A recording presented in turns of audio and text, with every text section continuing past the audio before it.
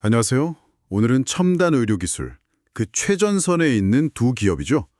인투이티브 서지컬 그리고 레제네론 파메슈티컬스, 이 두 회사에 대해 좀 깊게 파보는 시간을 갖겠습니다. 네. 로봇 수술, 또 혁신적인 바이오 의약품, 이 분야에서 지금 현재 위치는 어떻고 또 앞으로의 가능성은 어떨지 한번 같이 들여다보시죠. 네, 반갑습니다.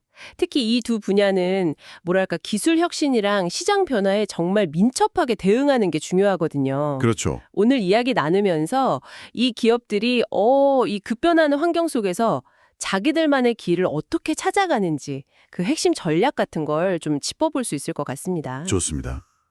그럼 먼저 인투이티브 서지컬부터 시작해 볼까요? 네. 로봇 보조 수술, 그러니까 RAS 분야의 뭐 거의 개척자이자 선두주자라고 할 수 있겠죠? 네, 그렇죠. 확신할 리더죠. 특히 그 다빈치 수술 로봇, 이거는 아마 이름은 많이 들어보셨을 거예요. 아, 그럼요. 2000년에 처음 FDA 승인받고 벌써 전 세계적으로 10,000대가 넘게 설치돼서 수많은 수술 현장에서 쓰이고 있다고 하죠. 네, 10,000대 이상이죠. 근데 이게 단순히 로봇 한 대 팔고 끝, 이게 아니라는 점이 좀 흥미로운 것 같아요. 아, 네. 그 비즈니스 모델이 그렇죠. 수술할 때 계속 쓰는 도구나 소모품, 또 유지보수 서비스, 이쪽 수익 비중이 꽤 커서요. 맞아요. 결국 시술 건수가 늘면 늘수록 그냥 꾸준히 돈이 들어오는 그런 구조더라고요. 네, 안정적인 캐시카우죠. 근데 최근에 주가가 단기적으로 한 15% 정도 좀 조정을 받으면서 시장 관심이 확 쏠리고 있는 상황이기도 합니다. 바로 그 지점입니다. 거기서 이제 우리가 주목해야 할 어떤 도전 과제들 이런 게 좀 보이는데요. 어떤 것들이 있을까요? 우선 외부 환경 요인인데 과거 미국 행정부에서 나왔던 얘기처럼 특정 국가에 대한 관세 정책 가능성 이게 여전히 좀 잠재적인 비용 부담 요인으로 남아있다고 볼 수 있고요. 아, 관세 문제. 네. 이게 만약 현실화되면 당연히 수익성에 좀 영향을 줄 수 있겠죠. 근데 더 직접적인 건 역시 경쟁 환경의 변화입니다. 경쟁이요? 네. 그 메드트로닉이라고 큰 의료기기 회사가 있잖아요. 네네. 거기서 휴고라는 로봇 수술 시스템을 내놨고 뭐 다른 기업들도 계속 뛰어들고 있고요. 그러니까 예전에는 거의 독점적이었는데 이제는 경쟁자들이 본격적으로 등장하면서 경쟁 강도가 확실히 높아지고 있다는 거죠. 아, 경쟁 심화는 확실히 좀 신경 쓰이는 부분이네요. 그런데 방금 말씀하신 것처럼 최근 2분기 실적 발표 나온 걸 보면 이런 우려가 있었나 싶을 정도예요. 그렇죠. 실적이 아주 잘 나왔죠. 매출이 작년 같은 기간보다 21%나 늘어서 24억 4천만 달러, 순이익도 시장 예상치를 훌쩍 넘었더라고요. 네, 서프라이즈였죠. 경쟁이 이제 막 시작됐다고 하는데도 이렇게 실적이 좋다는 건 이게 뭘 의미하는 걸까요? 그냥 시장 자체가 커져서 그런 걸까요? 아니면 인투이티브 서지컬의 뭔가 방어력, 이게 아직 강하다는 뜻일까요? 아, 그거 아주 중요한 질문입니다. 물론 로봇 수술 시장 자체가 아직 성장 초기 단계고 적용할 수 있는 수술 분야도 계속 넓어지면서 전체 시장 파이가 커지는 건 분명 사실이에요. 네. 하지만 그것만으로는 설명이 좀 부족하죠. 인투이티브 서지컬의 진짜 경쟁 우위는 단순히 먼저 시장에 들어왔다는 거, 그 이상입니다. 그 이상이라면요? 핵심은 지난 20년 넘게 이 다빈치 시스템을 쓰면서 쌓인 방대한 양의 실제 수술 데이터, 그리고 임상 결과입니다. 아, 데이터? 네, 이게 그냥 쌓여있는 정보 뭉치가 아니에요. 이걸 계속 분석해서 수술 절차를 개선하고 로봇 성능도 최적화하고 무엇보다 수술의 안정성, 효과, 이걸 입증하는 강력한 증거가 되는 거죠. 의사들 입장에서는 이미 익숙한 시스템이고. 그렇죠. 의사들은 수년간 다빈치에 익숙해져 있고 또 병원 입장에서는 이미 갖춰진 시스템, 숙련된 의료진, 검증된 수술 결과를 버리고 새로운 시스템으로 바꾸는 데는 상당한 비용하고 위험 부담이 따릅니다. 아하. 이런 높은 전환 비용, 이게 아주 강력한 경제적 해자 역할을 하는 겁니다. 그렇군요. 최근에 성공적으로 나온 5세대 다빈치 시스템이나 또 수술 데이터를 활용해서 교육이나 분석 솔루션 같은 걸 만드는 이른바 디지털 생태계 구축 노력. 이것도 다 이런 경쟁 우위를 더 단단하게 만들려는 전략으로 볼 수 있습니다. 아, 그러니까 단순히 그냥 로봇 기계만 잘 만드는 게 아니라 그 로봇을 중심으로 한 데이터, 교육, 서비스, 이런 생태계를 딱 구축해서 경쟁자들이 쉽게 못 따라오게 장벽을 치고 있다는 거네요. 정확합니다. 그럼 이 분야를 보는 입장에서는 그냥 새로운 경쟁 로봇 나왔더라 이런 뉴스보다는 인투이티브 서지컬이 이 강력한 생태계를 앞으로 어떻게 더 넓히고 지켜나가는지 이걸 주의 깊게 봐야겠군요. 네, 바로 그겁니다. 단기적인 경쟁 심화나 관세 같은 외부 변수도 물론 중요하긴 한데 더 큰 흐름을 봐야죠. 더 큰 흐름이라면요? 전 세계적인 고령화 추세. 이건 거스를 수 없잖아요. 당연히 의료 서비스 수요 증가로 이어지고요. 네. 또 환자나 의자 모두 회복 빠르고 부작용 적은 그런 최소 침습 수술을 선호하는 경향이 아주 뚜렷해지고 있습니다. 맞아요. 수술하면 무조건 회복 빠른 게 좋죠. 그렇죠. 이런 거시적인 환경 변화가 로봇 수술 시장의 어떤 구조적인 성장을 이끌고 있는 거죠. 인투이티브 서지컬은 이런 시대적 흐름에 가장 잘 맞는 기술과 시장 지위를 가지고 있다고 볼 수 있고요. 또 재무 상태도 아주 탄탄하니까 이걸 바탕으로 계속 연구 개발 투자하면서 기술 혁신을 이어가고 있다는 점, 이것도 장기적인 성장 가능성을 뒷받침하는 아주 중요한 요소입니다. 결국 관건은 이 유리한 환경 속에서 혁신을 계속하면서 경쟁 우위를 어떻게 더 강화할 것이냐 이거겠네요. 네, 그렇습니다. 어떻게 지속적으로 발전시켜 나갈지 지켜봐야겠죠?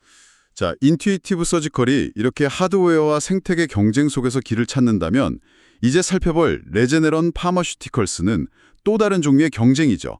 혁신 신약 개발이라는 아주 치열한 환경에서 도전에 맞서고 있습니다. 네, 바이오 쪽이죠. 이 회사 역시 최근 주가가 한 21% 정도 좀 하락하면서 변동성을 보였는데 어떤 전략으로 이 파도를 헤쳐나가는지 한번 보죠. 일단 2분기 매출은 작년 동기 대비 4% 성장한 36억 8천만 달러, 비교적 안정적인 모습이네요. 네, 일단 외형상으로는 그렇죠. 레제네로는 특히 과학 기반 혁신, 이걸 굉장히 강조하는 대표적인 바이오 기업 중 하나입니다. 네, 주력 제품 중에 아일리아라고 있어요. 황만변성 같은 안과 질환 분야에서 오랫동안 블록버스터 약물로 자리를 지켜왔죠. 아일리아, 유명하죠. 그런데 이제 특허 만료 시점이 다가오면서 바이오시밀러, 그러니까 복제약들의 거센 도전에 직면했습니다. 이건 많은 성공적인 바이오 의약품들이 겪는 숙명 같은 거죠. 바이오시밀러 등장이면 매출 감소로 이어질 수 있는 상당히 큰 위협일 텐데요. 레제네로는 여기에 어떻게 대응하고 있습니까? 그냥 손 놓고 보고만 있진 않았습니다. 기존 아이리보다 투여 횟수를 줄여서 환자 편의성을 높인 고용량 제형 아이리 HD라고 부르는데요. 이걸 개발해서 성공적으로 출시했어요. 투여 횟수를 줄인 거요? 네, 효과는 똑같은데 병원에 덜 가도 된다면 환자나 의사 입장에서 충분히 매력적일 수 있죠. 그렇겠네요. 또 아이리가 치료할 수 있는 안과 질환 범위를 더 넓히는 연구도 계속하면서 어떻게든 기존 시장을 지키고 가치를 최대한 끌어올리려는 노력을 보이고 있습니다. 하지만 이것만으로는 좀 부족하죠. 레제네론의 진짜 성장 스토리는 다른 데 있습니다. 다른 곳이요? 혹시 아토피 피부염 치료제로 유명한 듀피젠트 말씀이신가요? 네, 맞습니다. 바로 듀피젠트죠. 프랑스 제약사 사노피랑 공동 개발하고 판매 권리도 나눠 갖고 있는데 현재 레제네론의 가장 강력한 성장 동력이라고 할 수 있습니다. 이게 그렇게 대단한가요? 네, 이 약물이 흥미로운 점은 단순히 병 하나 치료하는 약, 이걸 넘어서요. 특정 염증 경로, 타입 2 염증이라고 부르는데 이걸 타겟으로 하는 일종의 플랫폼 같은 역할을 한다는 겁니다. 플랫폼이요? 네, 처음에는 중증 아토피 피부염 치료제로 승인받았는데 그 뒤로 같은 염증 메커니즘이 작용하는 천식, 또 코에 물혹 생기는 비용종 동반 만성 피부 비동염, 이런 쪽으로 사용 승인 범위, 즉 적응증을 계속 넓혀왔어요. 적응증. 그러니까 쓸 수 있는 병의 종류가 계속 늘어났다는 거군요. 그렇죠. 적응증이라는 게 특정 약을 특정 질병 치료에 써도 된다고 규제 당국이 공식 허가해 주는 걸 의미하는데요. 최근에는 만성 폐쇄성 폐질환, COPD라고 하죠. 이 아주 큰 시장으로까지 적응증 확대에 성공하면서 그야말로 날개를 달았습니다. 와, COPD까지요? 네. 덕분에 2분기 듀피젠트 관련 글로벌 매출이 작년 같은 기간보다 22%나 급증해서 무려 43억 4천만 달러에 달했습니다. 이야, 정말 놀라운 성공 사례네요. 약 하나가 이렇게 다양한 병으로 사용 범위를 넓히면서 성장을 이끌다니요. 네, 대단하죠. 근데 한편으로는요, 이 듀피젠트라는 단일 약물에 대한 의존도가 이렇게 높아지는 게 장기적으로 보면 또 다른 위험 요소가 될 수도 있지 않을까 이런 생각도 드는데요. 포트폴리오가 너무 한쪽에 쏠리는 건 아닌가 하는 우려 말이죠.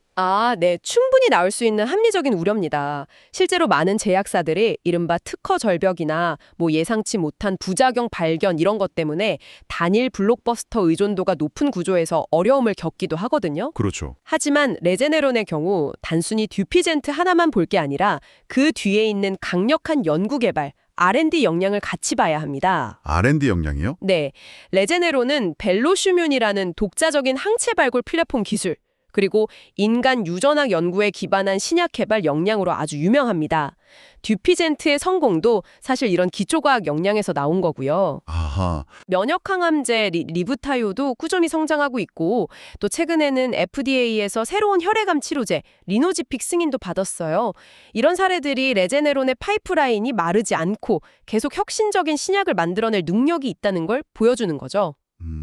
그러니까 듀피젠트가 지금 당장은 강력한 성장 동력이지만 미래의 듀피젠트를 계속 만들어낼 수 있는 그 혁신 엔진 자체가 더 중요하다. 이런 말씀이시군요. 네, 그렇게 보는 게 더 정확할 수 있습니다. 다각화라는 게 단순히 제품 수가 많다는 문제가 아니라 지속 가능한 혁신 능력이 있느냐의 문제인 셈이죠. 그렇군요. 레제네론의 현재를 이해하려면 그냥 출시된 약물 리스트만 볼 게 아니라 그 약들을 탄생시킨 근본적인 과학 기술력, 연구개발 시스템까지 같이 봐야 한다는 의미네요. 여러분께서도 레제네론을 주목하신다면 이처럼 현재의 블록버스터와 또 미래를 만들어갈 혁신 엔진, 이 두 가지 측면을 좀 균형 있게 보시는 게 중요할 것 같습니다. 네, 맞습니다. 아이라이 같은 기존 제품이 경쟁에 부딪혀도 듀피젠트 같은 강력한 성장 제품이 이걸 상쇄해주고 또 그 뒤를 이을 유망한 신약 후보 물질들이 파이프라인에서 계속 개발되고 있는 이 선순환 구조. 이게 레제네론의 핵심 경쟁력이라고 할 수 있겠습니다. 오늘 살펴본 인튜이티브 서지컬과 레제네론, 이 두 기업은 로봇 수술과 바이오 의약품이라는 각자 다른 영역에서 활동하지만 좀 흥미로운 공통점이 보이는 것 같습니다. 어떤 점일까요? 최근 시장 변동성 때문에 주가 조정을 겪기도 했지만 두 회사 모두 각 분야를 이끄는 독보적인 기술력 그리고 명확한 미래 성장 동력을 가지고 있다는 점이죠. 맞습니다. 단기적인 주가 등락이나 시장의 이런저런 소음에 가려지고 싶지만 이 두 기업이 보여주는 본질적인 가치는 훨씬 더 깊은 곳에 있죠. 본질적인 가치라면요. 바로 기술적인 깊이, 시장에서의 확고한 경쟁 우위, 그리고 고령화나 의료기술 발전 같은 거대한 시대적 흐름과 같이 가고 있다는 점입니다. 이건 첨단 기술 분야 기업들이 혁신과 경쟁, 그리고 피할 수 없는 시장의 순환 주기를 어떻게 헤쳐나가야 하는지 보여주는 아주 중요한 사례 연구가 될 수 있어요. 단순히 현재 성과에 만족하는 게 아니라 미래를 위해서 끊임없이 연구 개발에 투자하고 또 변화하는 시장 환경에 민첩하게 적응하는 능력. 이게 기업의 장기적인 생존과 번영을 결정짓는다는 걸 아주 잘 보여줍니다. 네. 오늘 인투이티브 서지컬과 레제네론에 대한 깊이 있는 이야기에 함께해 주셔서 감사합니다. 이 두 기업의 여정은 혁신과 적응이라는 게 이 첨단 의료라는 역동적인 환경에서 얼마나 결정적인 역할을 하는지 잘 보여주는 것 같습니다. 네, 저도 즐거운 시간이었습니다. 마지막으로 여러분께 한번 생각해 볼 질문을 하나 던져드리고 싶습니다. 네, 어떤 질문인가요? 앞으로 의료 분야에서 인공지능, AI하고 데이터 분석의 중요성은 지금과는 비교할 수 없을 정도로 커질 게 분명하잖아요. 아, 그렇죠. AI 의료는 정말 화두죠. 그렇다면 오늘 우리가 살펴본 인투이티브 서지컬이나 레제네론 같은 기업들은 여기에 어떻게 대응해야 할까요? 인투이티브 서지컬은 수많은 수술 로봇에서 얻는 방대한 수술 영상이나 센서 데이터가 있고 레제네론은 신약 개발 과정, 임상시험, 또 유전체 연구를 통해 쌓은 엄청난 양의 생물학적 데이터를 가지고 있습니다. 네, 데이터 자산이 엄청나겠네요. 이 귀중한 자산을 단순히 기존 기술 개선하고 효율성 높이는 데 쓰는 걸 넘어서서 완전히 새로운 차원의 진단법, 치료법, 혹은 개인 맞춤형 의료 서비스 이런 걸 창출하는 차세대 의료 혁신을 어떻게 주도해 나갈 수 있을까요? 이 거대한 가능성에 대해서 한번 고민해 보시면 흥미로운 시간이 될 것 같습니다.